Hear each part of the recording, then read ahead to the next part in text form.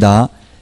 양가로 1번 계약을 원인으로 소유권 이전 등기 신청할 때에는 계약서에 금인신청인을 표시하여 부동산 소재지 관할 시장 군수구청장 또는 그 권한을 위임받은 자의 금인을 받은 계약서를 등기 원인을 증명하는 서면으로 등기소에 제출해야 된다.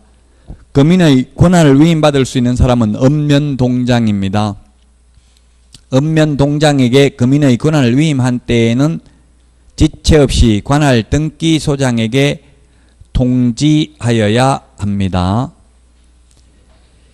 계약을 원유로 소유권 이전이라고 했는데 계약을 원유로 소유권 이전하는 게 뭐가 있느냐면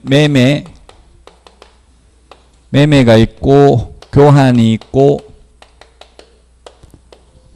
이 세 가지입니다. 승여계약 이 세 가지가 계약을 원인으로 소유권 이전하는 거고요.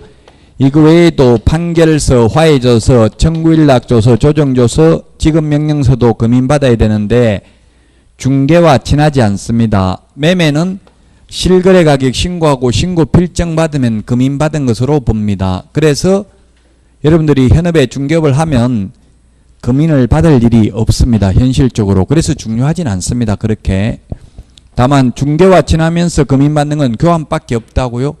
근데 저도 교환 중개는 한 번도 못 해봤습니다. 교환 가치가 있으면 거의 교환을 안 하고 팔고 다시 사죠. 그래서 현업에서 금인받을 일이 없기 때문에 그렇게 중요하진 않다. 양가로 2번 금인받음 토지거래가 아니고 부동산거래 신고하고 신고 필정 받으면 금인받은 것으로 본다. 양가로 3번 금인이 면제되는 경우 경매, 공매, 수용, 일방 당사자가 국가, 지자체. 동그라미 2번 토지거래 허가증 받아도 금인받은 것으로 본다. 임목, 광업재단, 공장재단 금인 안 받는다. 그 밑에 박스에 승여나 교환계약서는 금인을 받아야 한다. 임대차 계약서는 금인 안 받는다. 판결서 등인 경우도 금인받아야 된다. 니은의 입주권, 분양권 전매하는 경우에도 금인 대상이 아니다 이렇게 하는데 요거는 약간의 논란의 여진이 있습니다. 동그라미 니은은 즉 주택법상 사업계획승인 대상인 분양권, 입주권의 경우는 부동산 거래 신고를 하기 때문에 신고 필정 받으면 금인받은 것으로 보죠. 그래서 금인받을 필요가 없지만 만약에 건축법상 허가받은 분양권이라면 즉 빌라라든가 연립이라든지 19호, 19세대까지라면 금인을 받지 않기 때문에 부동산 거래 신고를 하지 않기 때문에 금인받아야 되겠죠. 그래서 일반적으로 여기서 입주권, 분양권은 주로 주택법상 사업계획 승인받은 분양권, 도시 및 주거환경정비법상 관리처분 인가받은 입주권을 의미하기 때문에 이렇게 적어 놓은 거예요. 이런 것들은 부동산 거래 신고하기 때문에 금인받지 않죠. 그 다음에 양가로 4번 금인신청 절차입니다. 금인신청 시 제출해야 되는 서류는 계약서 원본 또는 판결서 정본 한 부와 그 다음에 사본 두 부를 제출해야 된다.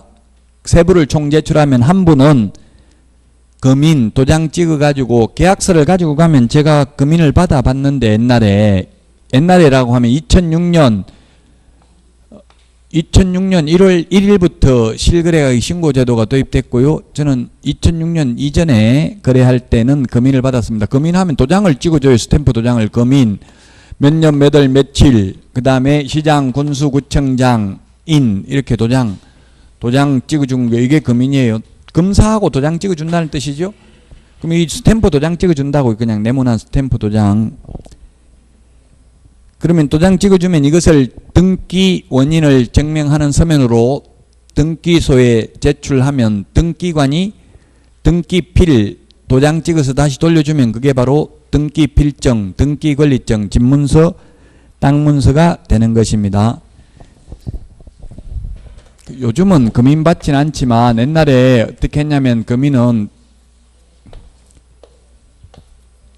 가령 옛날에 매도인, 매수인이 있고 개업공개사가 있으면 계약서를 이렇게 세 부를 적으면 매수인은 다시 두 부를 더 작성해서 보통 이 금인받으러 가는 금인계약서는 금인계약서라는 것은 미리 계약서에다가 금인 도장을 찍어서 계약서를 작성하는 게 아니고 계약서 다 작성해가지고 검사받고 도장을 받으면 되는 것을 금인계약서라고 합니다. 그래서 옛날에 법무사들이 금인계약서를 따로 적었습니다. 그러면 개업공개사가 1억이라고 계약서에 적어도 금인받으러 가는 금인계약서에는 지방세 시가 표준액만큼 낮춰가지고 이를테면 5천만 원 이렇게 해서 다운계약서를 적는 게 관행이었습니다. 왜냐하면 이 금인계약서에 기재되는 금액이 바로 취득세 신고가액이거든요. 그래서 다운계약서를 적었다고요. 옛날 관행은. 그 한 분은 금인 도장을 찍어서 돌려주면 이게 등기소에 제출을 하고 나머지 한 분은 시장 군수구청장이 보관하고 한 분은 관할 세무서에 송부해서 과세 자료로 활용하도록 합니다. 동그라미 2번 140페이지 맨 밑에서 5번째 줄 금인 신청은 계약 당사자 중 1인이나 그 위임을 받은 자, 그 다음에 계약서를 작성한 변호사, 법무사, 개업 공인중개사가 금인을 신청할 수 있다. 개업공개사는 의뢰인이 요청이 있어도 금인을 거부해도 됩니다. 법무사한테 이야기하세요. 이렇게 해도 됩니다. 앞에서 금인계약서에 개업공개사가 있을 경우에는 금인계약서에 반드시 필요적으로 개업공개사가 기재는 되어야 합니다. 그러나 금인을 반드시 받아줘야 할 의무는 없다고요. 자, 그 다음에 금인계약서 동그라미 5번 필요적 기상 당모가지 개대가리 중위조한다. 앞에서 했습니다. 141페이지 금인기관은 시장 부동산 소재지 시장군수 구청장이고요. 그 다음에 그 권한을 위임받은 자인데 읍면동장입니다. 권한을 위임한 때는 관할 등기소장에게 통지해야 된다고 했습니다. 동그라미 2번에 보면 부동산이 여러 시군구에 있는 경우 그중 하나의 시군구에 금인을 신청할 수 있다.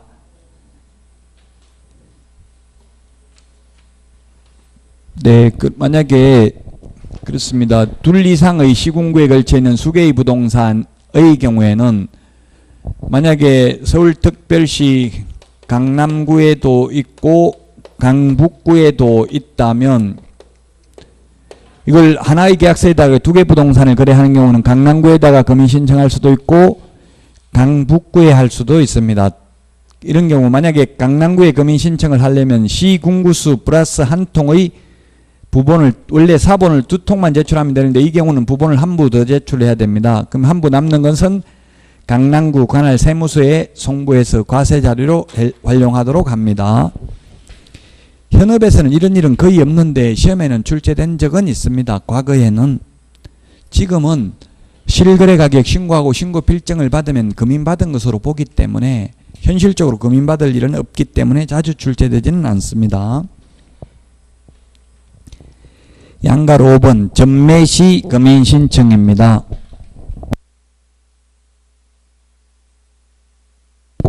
먼저 체결된 계약부터 순차적으로 금인을 받아야 됩니다. 즉 중간 생략 등기를 하면 안 됩니다. 중간 생략 등기하면 탈세 목적인 경우 3년 이하의 징역이나 1억 원 이하의 벌금이고요. 탈세 목적이 아니라도 1년 이하의 징역이나 3천만 원 이하의 벌금입니다. 그 다음에 141페이지 맨 밑에 박스에 있는데 우리 거기 암기 프린터 37번에 보면은 37번 암기 프린터 37번에 60일이 나와 있는데요. 첫 번째 부동산 거래 신고 60일 이내에 해야 된다. 계약일로부터 60일 이내에 해야 되고요. 안 하면 500만 원 이하의 과태료입니다. 그 다음에 외국인 특례에 의해서 외국인 부동산 취득신고 부동산 등 취득신고는 계약일로부터 60일 이내에 해야 되고요. 외국인 특례에 의해서 부동산 거래 신고하지 않는 경우 300만 원 이하의 과태료입니다. 그 다음에 3번, 4번은 잔금일로부터 60일입니다. 지금 3번이 소유권 이전 등기, 소유권 보존 등기 할 수 있는 날부터 60일 이내인데 소유권 이전 등기는 반대급부 이행을 완료한 날이니까 다른 말로 하면 쉽게 말하면 잔금일로부터입니다. 잔금일로부터 60일 이내에 이전 등기를 하지 않는 경우에는 취득세 표준세율, 빼기 전분의 22% 곱하기 5배 이하의 과태료에 처합니다. 자, 그 다음에 취득세, 지방세법상 취득세 납부도 계약일로부터 60일이 아니라 잔금일로부터 60일입니다.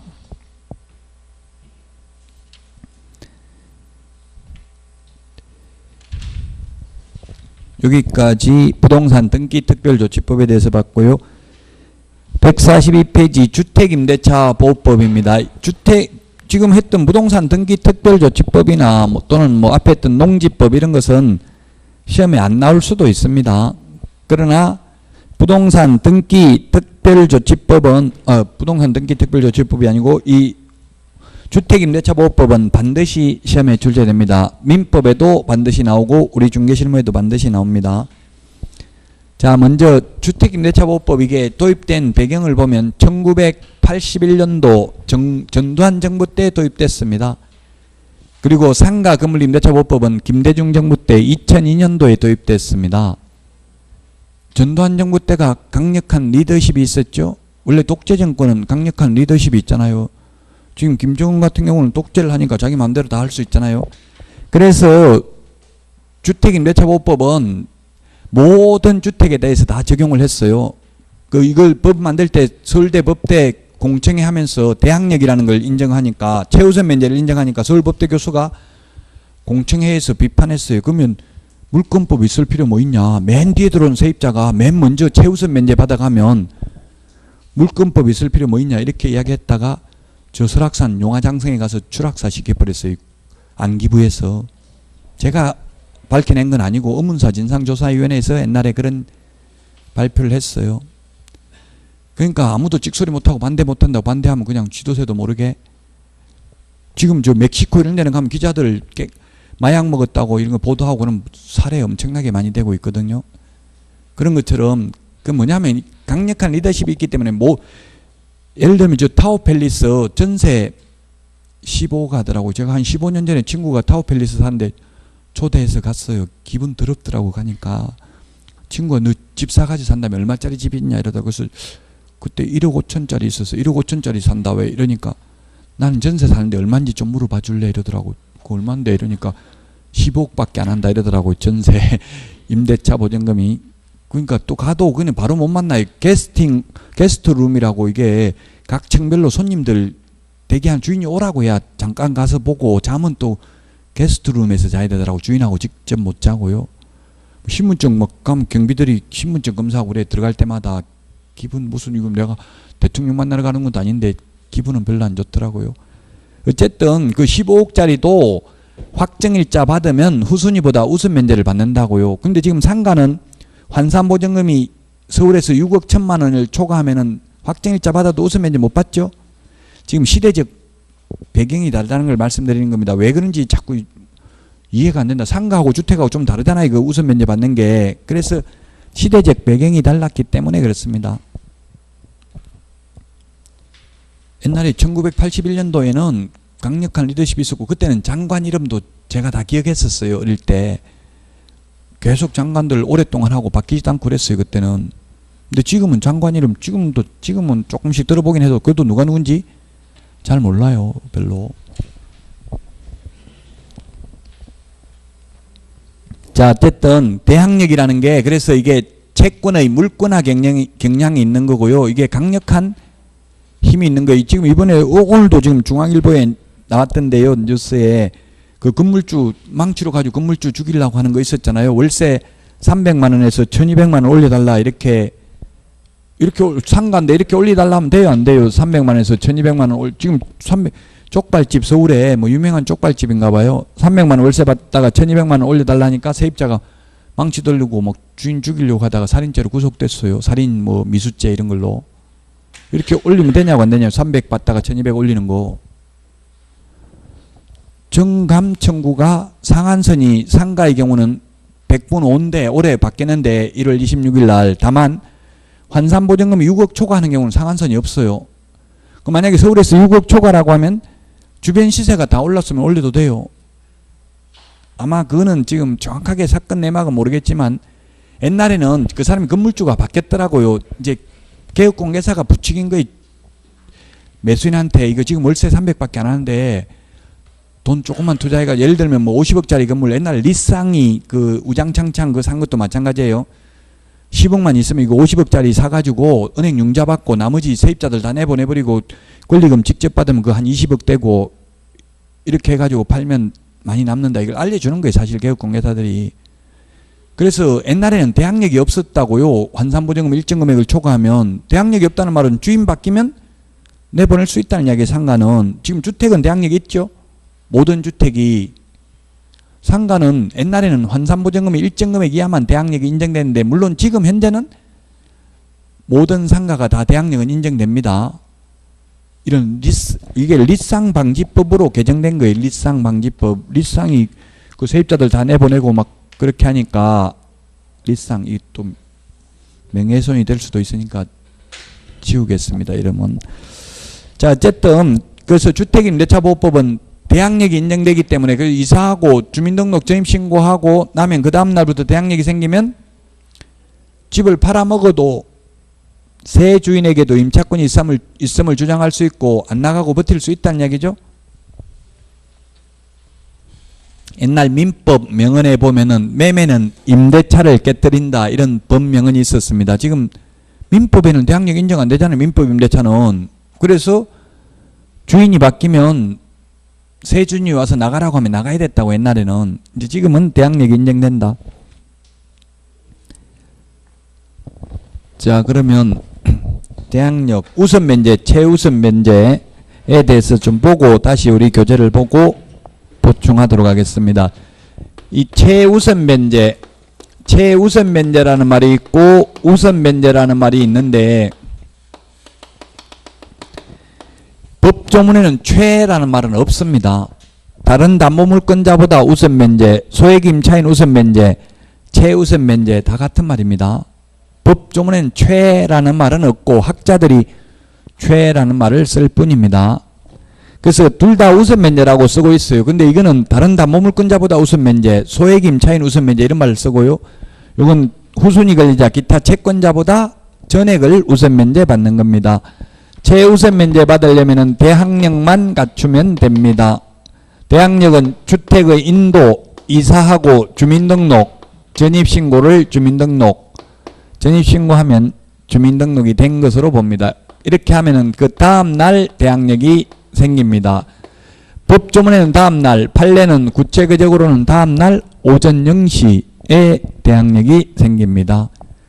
우선 면제는 대항력 플러스 확정일자를 받아야 됩니다. 그래서 인도받고 주민등록을 하고 확정일자까지 받으면 됩니다. 상가의 경우에는 주민등록 대신에 사업자 등록 신청입니다. 사업자 등록 신청한 다음 날이 되겠죠. 주택의 확정일자는 동사무소, 등기소, 등기과 공정인 사무소에서 받아도 되죠. 뭐 동사무소를 주민센터, 행복센터 그 지역마다 이름 부르는 게 다 다르더라고요.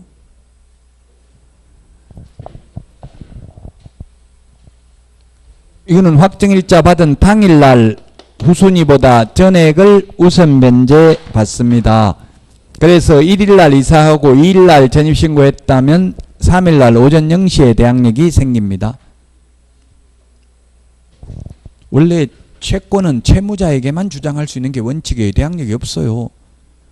내가 돈 누구한테 갑한테 돈 빌려줬으면 갑한테만 달라고 할 수 있지 을한테는 달라 할 수 없죠. 근데 이 주택의 경우는 집주인 바뀌어도 새 주인 왔는데 못 나가겠다 버틸 수 있다고요. 그럼 나갈 때 나중에 새 주인한테 보증금 받아 나갈 수 있어요. 그럼 새 주인이 너 나한테 보증금 준 적 있냐? 뭐 나한테 돈 달라고 하냐? 옛날 주인한테 보증금은 주놓고 이런 말 못한다는 이야기. 대항력이 있기 때문에. 자 그러면 1일날 이사를 하고 2일날 전입신고하고 3일날 확정일자 받았다면 우선 면제 효력은 3일입니다. 그러면 만약에 건저당 설정 등기가 3일날 되어 있다면 이 건저당 건자와 확정일자부 임차권자는 동순위 안분배당입니다. 순위가 똑같아요. 둘 다 3일이에요. 확정일자는 오전 9시에 받고 등기는 오후 4시에 해도 그 시각, 등기한 시각, 확정일자 받은 시각은 안 나타나요. 그 날짜만 나오지. 마찬가지로 등기를 9시에 하고 확정일자 오후 4시에 받아도 동순위에 같은 날이에요. 등기한 시각은 안 나타나죠. 등기사항증명서 봐도. 자, 그 다음에 그런데 만약에 그러면 3일날 이사를 하고 2일날 전입신고하고 1일날 확정일자 받고 건저당은 그대로 3일인 경우 이 건저당권자와 확정일자부 임차권자 중에서는 누가 먼저 배당받아요? 이 경우는 예, 건저당이 먼저 받죠. 건저당은 3일이고 확정일자는 비록 1일날 받아도 대항력 플러스 확정일자입니다. 대항력 갖춘 상태에서 확정일자를 받아야 돼요. 대항력이 이 두 가지를 다 갖춘 다음날 오전 0시에 대항력이 생겨요. 4일날. 그래서 건저당이 먼저고 만약에 건저당이 4일이라면 같은 4일이라도 이 임차권은 4일 오전 0시니까 임차권이 먼저 배당받겠죠. 이론적으로 시험에 나오면. 그러나 소송 실무상은 사실은 이사가 중요한 게 아니라 주민등록 전입신고하는 게 중요하죠. 이사는 입증하기가 어렵잖아요. 그럼 판사가 이사 언제 했냐 물으면 이사하고 며칠 있다 전입신고해가지고 정확하게 기억이 안 나는데요. 이렇게 하면 돼요. 몇 년 전에 그 기억나요? 안 나요? 몇 년 전에 뭐 했는 거 이런 거?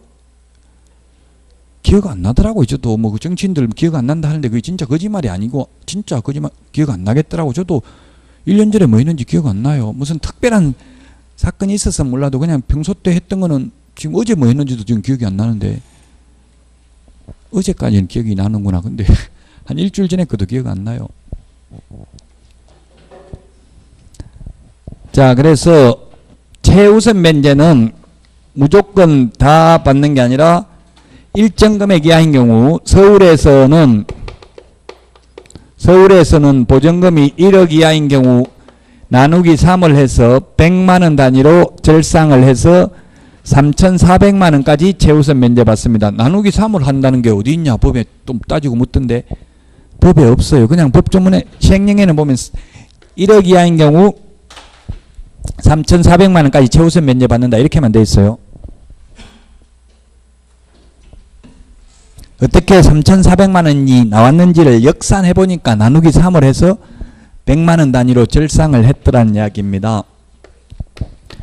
그 다음에 과밀억제권역인 경우에는 8천만 원 이하인 경우 나누기 3을 해서 2,700만 원까지 최우선 면제를 받고요. 그 다음에 광역시인 경우에는 6천만 원 이하인 경우 나누기 3을 해서 2천만 원까지 최우선 면제를 받고 기타 지역, 그 밖의 지역은 5천만 원 이하인 경우 나누기 3을 해서 1,700만 원까지 최우선 면제 받습니다.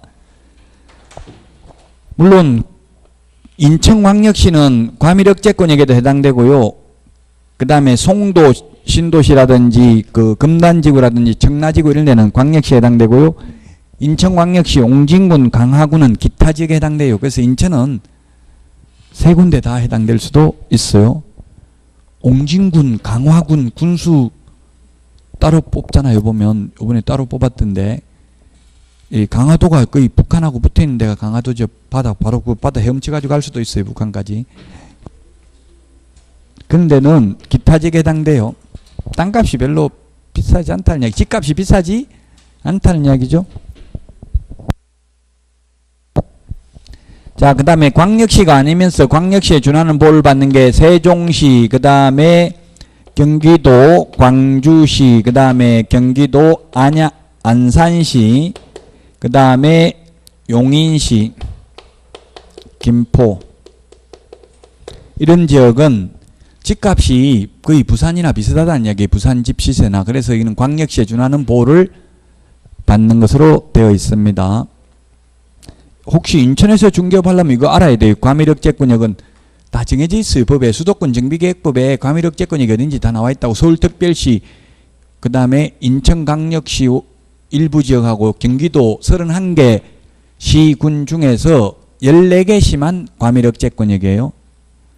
경기도가 1300만 명, 우리나라 지자체 중에서 최고 인구 많죠? 앞으로 경기도는 1400만 명 됩니다. 서울은 800만 명으로 줄어들어요. 900만 명에서. 정책적으로 그렇게 한다고. 경기도는 아직 비어있는 땅이 많잖아요. 서울은 비어있는 땅이 별로 없으니까. 자, 그래서 142페이지 효력, 다시 대항력 동그라미 2번 맨 위에 두 번째 동그라미 2번 임대인뿐만 아니라 제3자에 대해서도 대항력을 주장할 수 있다. 쉽게 말하면 집주인이 바뀌어도 2년 계약했는데 1년 만에 집을 팔아먹어도 새 주인한테 대항할 수 있다는 이야기죠. 근데 이게 새 주인에게 승계되는 걸 원하지 않는 경우에는 상당한 기간 내에 이의를 제기함으로써 승계되는 구속으로부터 벗어날 수도 있죠. 집 팔면 난 나가겠다 이렇게 하면 돼요. 지금 현재 주인한테. 근데 현재 주인들이 몰래 싹 팔더라고. 말도 안 하고 그냥 몰래 팔아도 자동적으로 승계되니까 가만히 있으면. 왜 구미에서 그런 일이 있어가 저한테 연락 왔어요. 지금 구미가 뭐냐 집값이 8천만 원 밖에 안 하는데 그게 세입자가 6천만 원 7천만 원 이렇게 옛날에는 전세가 7천 8천 했다고요. 7천만 원 들어가 있어. 그럼 주인 새로 산 사람 돈 한 푼도 안 들이고 샀단 말이 지금 그 전세 내주고 남는 거 하나도 없어요. 그럼 새로 전세 구하기 쉬워요? 어려워요? 어려우니까 그냥 뭐 지금 주보고 우리 교육공개사한테 확인 설명 위반으로 민원 제기할 수 있느냐 연락 오셨더라고요. 왜냐면 매도인한테는 해지하겠다 나가겠다 했는데 그래 알았다 그러면 부동산에 이야기하겠다. 그럼 그래서 매수인한테 돌라고 하니까 들은 적 없다. 오늘 처음 듣는 소리다. 이렇게 이야기한대요. 그럼 누가 잘못했는지 문서로 주고받은 게 아니잖아요. 말로만 했기 때문에 서로 나는 들은 적 없다 이러니까 골치 아픈 거예요. 소송하려면 또 시간이 많이 걸리죠. 이게 역전세는 아니라고 하잖아요. 이게 지금 전세값이나 집값이 폭락하게 되면 또 그러한 부작용이 있어요. 그래서 부동산 가격은 폭락을 해도 안 되고 폭등을 해도 안 되고 폭락이 더 골치 아파요. 폭락이면 타이어 펑크 난 것과 마찬가지고요. 폭등인 경우는 그래도 타이어 막 울룩불룩해서 돌아갈 수는 있어요. 어느 정도. 폭락이 더 그래서 안 좋은 거예요. 사실은. 자, 그 다음에 동그라미 4번 현재 선순위 담보물권자에게는 대항력을 주장할 수 없다. 예, 경매에서는 선순위 담보물권자에게는 대항력을 주장할 수 없어요. 방 빼줘야 된다는 뜻이에요. 순위에 따른 배당은 받고. 그 다음에 동그라미 5번 유효한 공시방법을 갖추지 못하면 대항력 주장 불가능이다. 동호수 전입신고 공동주택인 경우에는 동호수까지 적어야 된다. 단독주택, 공동주택. 건축법에 보면 단독, 다중, 다가구, 공관이 있고요. 공동주택은 아파트, 연립, 다세대, 기숙사가 있습니다. 그래서 다세대는 공동주택이고 다중이나 다가구는 단독주택이다. 그래서 다자 돌림을 주의하셔야 된다. 다세대는 공동주택이니까 동호수까지 기재해야 된다.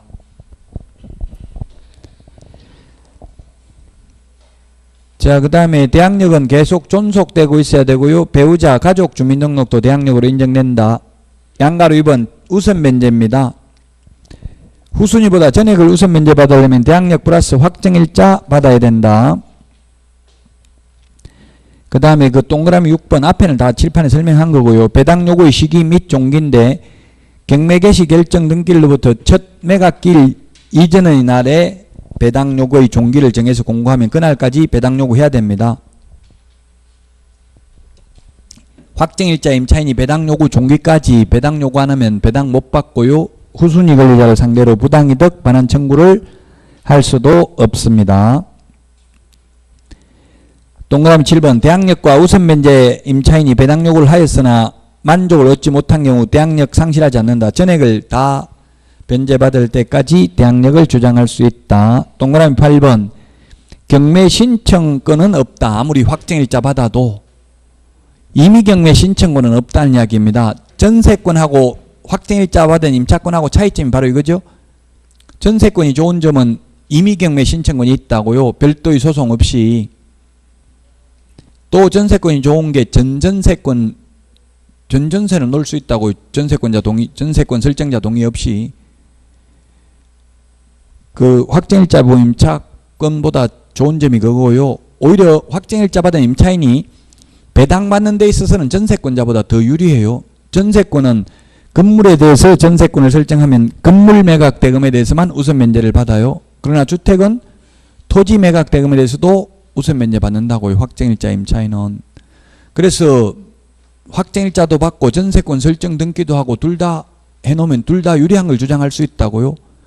그러나 만약에 이사를 가게 되면 대항력은 상실하기 때문에 전세권만 주장할 수 있겠죠. 동그라미 8번 판결문 등에 기한 강제경매, 즉 임차보증금 반환 청구 소송을 제기해서 성소 판결문에 기해서 강제경매는 할 수 있는데 강제경매 신청은 집을 비워주지 않고도 신청은 할 수 있다. 나중에 배당금을 수령하려면 집 비워주는 것과 배당금 수령하는 게 동시행관계에 있다.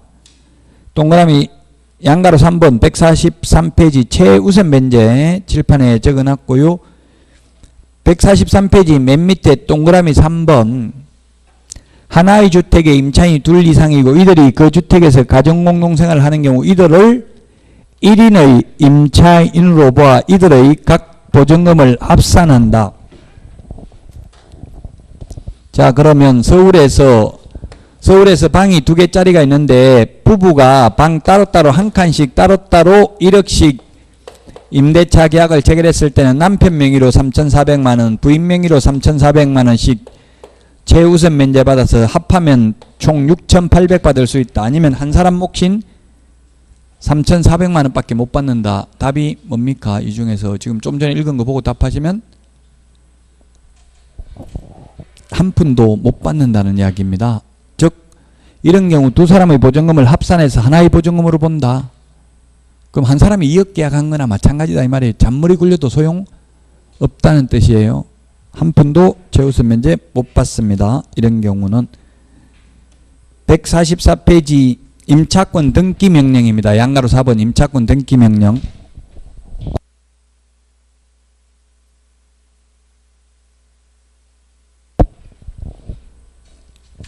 임차권 등기 명령은 주택임대차나 상가임대차나 다 똑같습니다. 모두 똑같은데 계약기간이 끝나도 주인이 돈을 돌려주지 않는 경우에만 임차권 등기 명령에 의한 등기를 할 수 있습니다.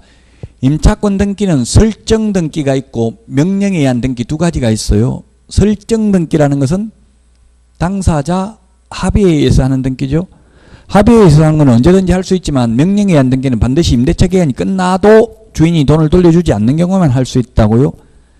등기를 하게 되면 명령에 의한 등기든 설정 등기든 효력은 똑같습니다. 둘 다 대항력과 우선 면제권을 취득하게 되고 이미 취득하고 있던 사람은 존속하게 됩니다. 즉 방 빼고 이사를 나가도 대항력이 계속 유지된다는 이야기죠. 그 임차권 등기 명령 비용을 임대인에게 청구할 수 있습니다. 그리고 나중에 돈부터 돌려받고 나서 임차권 등기 말소해주면 됩니다. 동시행이 아니고 선의행이죠. 보증금부터 돌려받고 등기를 말소해주면 된다. 민법 621조에 의한 그 동그라미 2번 등기가 바로 설정 등기입니다. 자, 그 다음에 거기 동그라미 5번 밑에 기억해 보니까 임대차 기간, 최단기 존속 기간 2년입니다. 정액 청구는 20분의 1입니다.